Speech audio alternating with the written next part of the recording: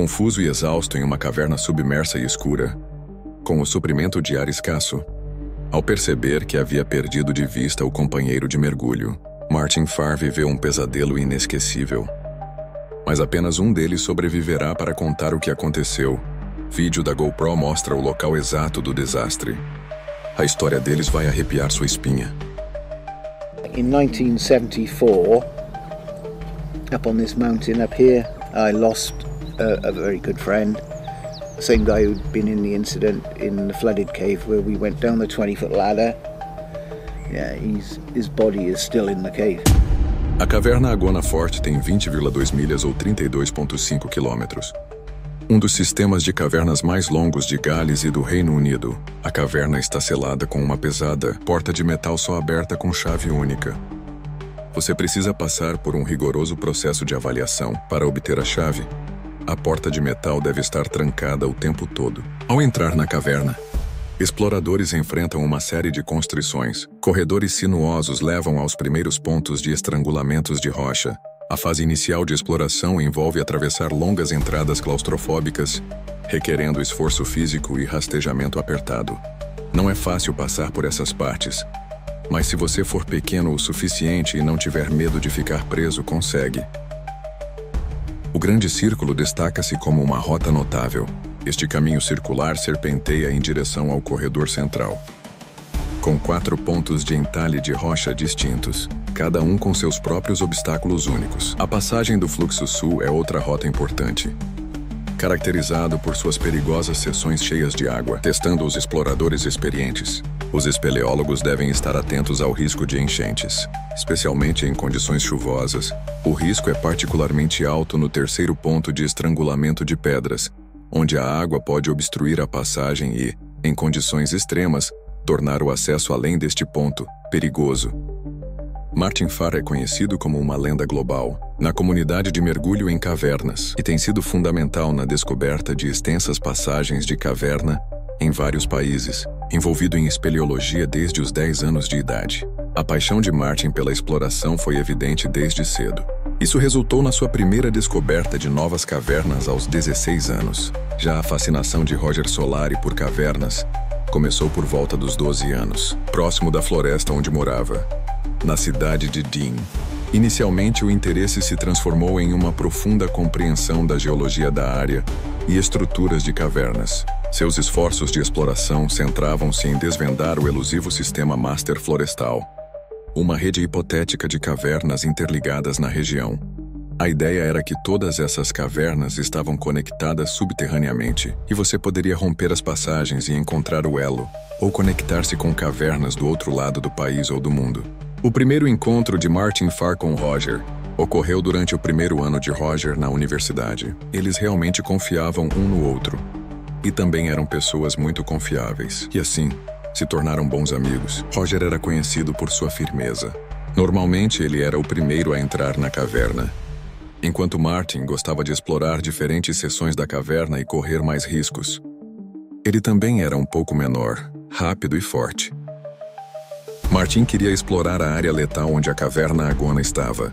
Apesar do potencial de descobertas significativas, o acesso às passagens submersas nesta região era frequentemente restrito devido à periculosidade em explorá-las. Neste período, especificamente em 1971 e 1972, explorações de mergulho notáveis foram realizadas na caverna Agona por John Parker. No entanto, ele meio que se esgotou com todos os mergulhos e estava fazendo isso principalmente sozinho. E também percebeu que estava cometendo alguns erros que normalmente não cometeria ao explorar cavernas, o que poderia ter custado sua vida. Ele decidiu que seria uma decisão segura fazer uma pausa na exploração das seções perigosas de cavernas cheias de água e deixar isso para outra pessoa por um tempo. Alguém com fome de se destacar. Alguém como Martin Farr, que ouviu sobre a pausa de John. Então ele e seu amigo Roger Solari planejaram uma expedição para continuar a exploração na caverna Agona. O objetivo era ir além do ponto onde John Parker parou. No entanto, Enquanto os preparativos estavam em andamento em maio, Roger machucou o joelho gravemente em uma expedição de espeleologia. Fez com que ele não pudesse suportar as exigências físicas da expedição. Ele sabia que, com a lesão no joelho, tentar seria arriscado. Haveria uma boa chance de que ele e Martin pudessem morrer na caverna. A jornada envolveu navegar por 1 quilômetro de extensão, por uma seção desafiadora passando pelo Riacho Sudoeste. Com este desafio, Martin e Roger concordaram que Martin faria a exploração inicial sozinho. O plano era avaliar os desafios e descobrir o que havia na caverna. E na passagem, coletando o máximo de informações possível, especialmente os que estavam cheios de água. Se as condições fossem razoavelmente seguras e a saúde de Roger melhorasse, eles pretendiam explorá-la juntos mais tarde, entrando mais fundo nas áreas inexploradas da caverna, mas isso seria algo a fazer juntos, porque era muito perigoso lá embaixo.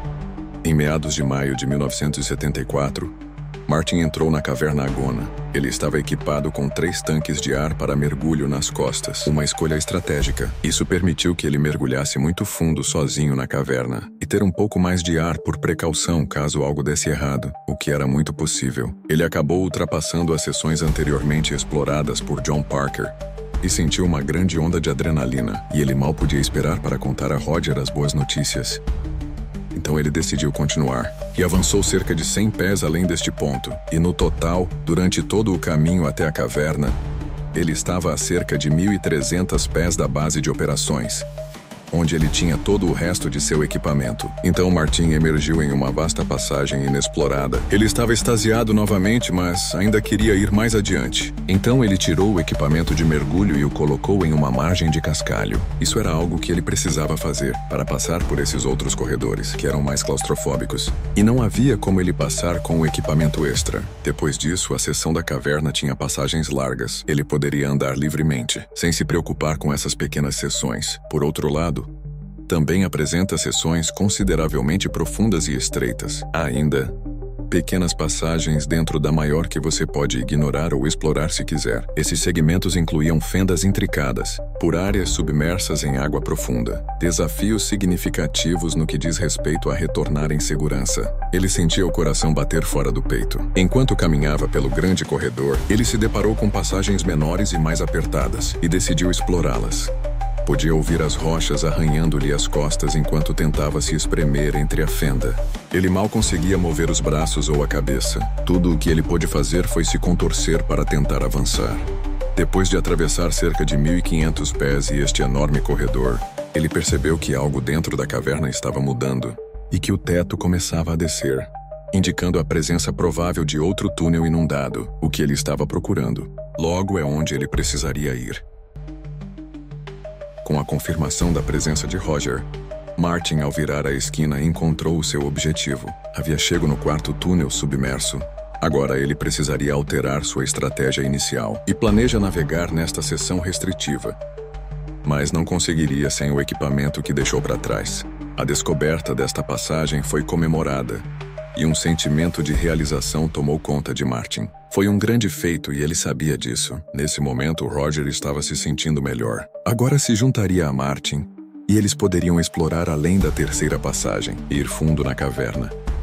Para isto, eles teriam que navegar pelas primeiras passagens submersas ou cheias de água, o que eles conseguiram fazer sem problemas. Martin o levou até o local onde estava. Antes de voltar, ao chegar ao quarto túnel submerso. Entretanto, os amigos sentiram uma mudança inesperada de humor. Estavam muito animados, mas ambos começaram a sentir ansiedade. Esta era uma área inexplorada. Tinham uma resposta psicológica típica diante desses perigos desconhecidos, e o pico de adrenalina que eles tiveram desapareceu completamente.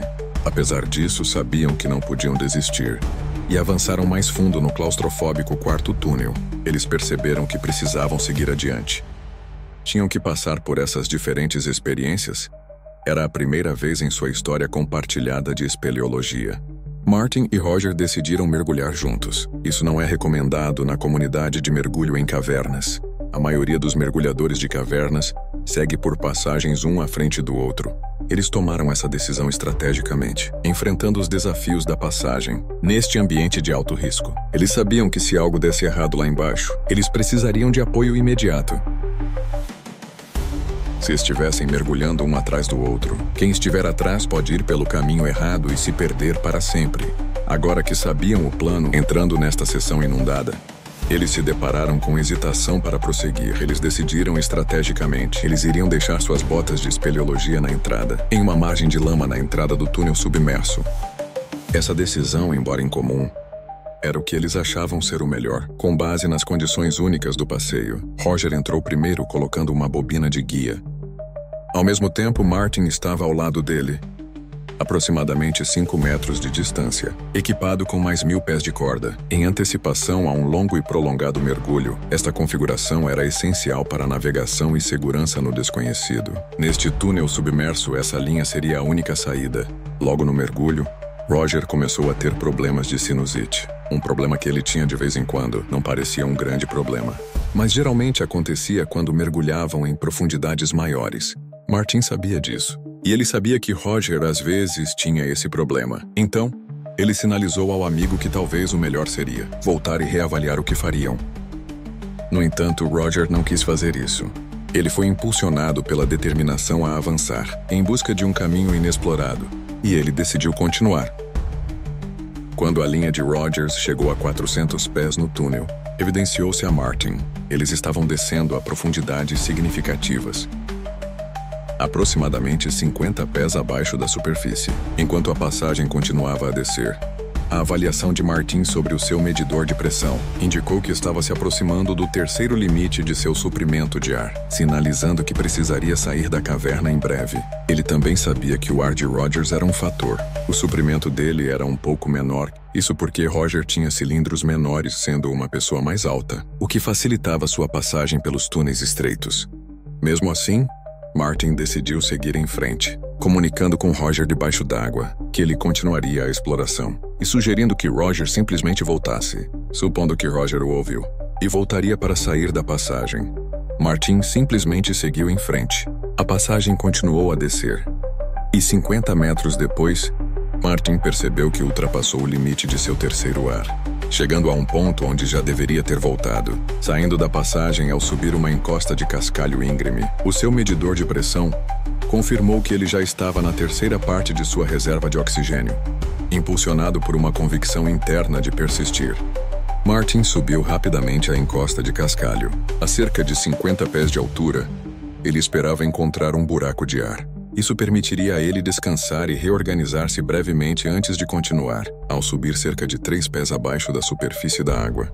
A busca desesperada por ar se intensificou. O ambiente ao redor de Martin não mostra nenhuma indicação de uma bolsa de ar, com os degraus de água permanecendo consistentes.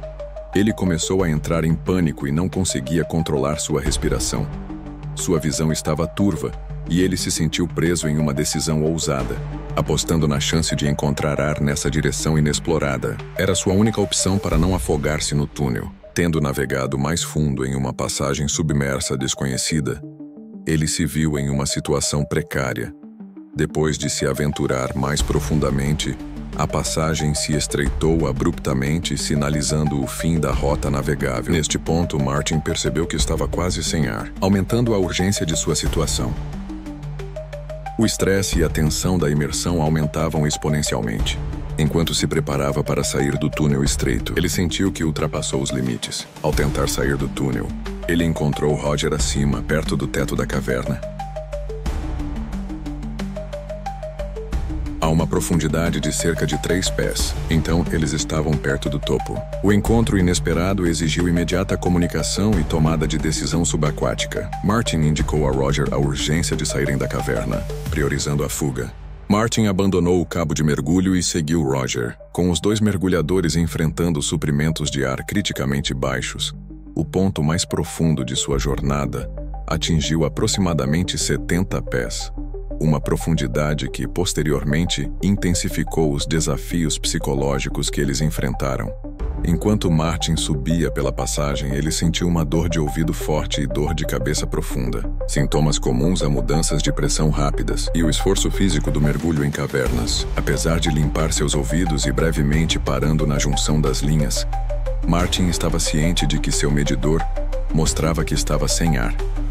A percepção de que não poderia se dar ao luxo de procurar Roger caso ele tivesse ficado para trás, forçou Martin a continuar sua ascensão para fora da caverna sozinho. Ao subir à superfície, Martin sentiu um alívio imenso. Entretanto, o alívio foi rapidamente ofuscado por uma forte dor de cabeça. Mais uma vez, um possível indicativo de doença de descompressão. A gravidade da dor de cabeça o deixou em agonia. Encontrou-se em estado de choque enquanto estava na piscina da caverna.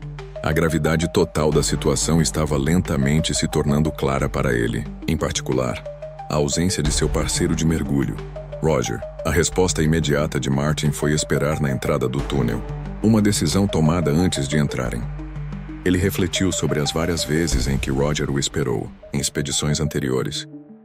Ressaltando a importância da paciência e esperança no incerto, e muitas vezes traiçoeiro mergulho em cavernas, este período de espera estava repleto de intensa ansiedade.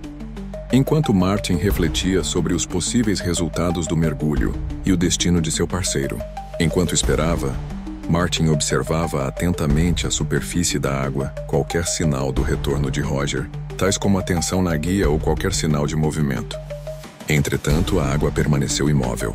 Só uma pequena bolha de espuma circulava indolentemente na piscina, aumentando a incerteza e a preocupação. Após cerca de 1 hora, ele percebeu a futilidade da espera passiva e decidiu agir. Apesar dos riscos, ele decidiu fazer uma reconstituição limitada dos primeiros 100 pés do túnel submerso.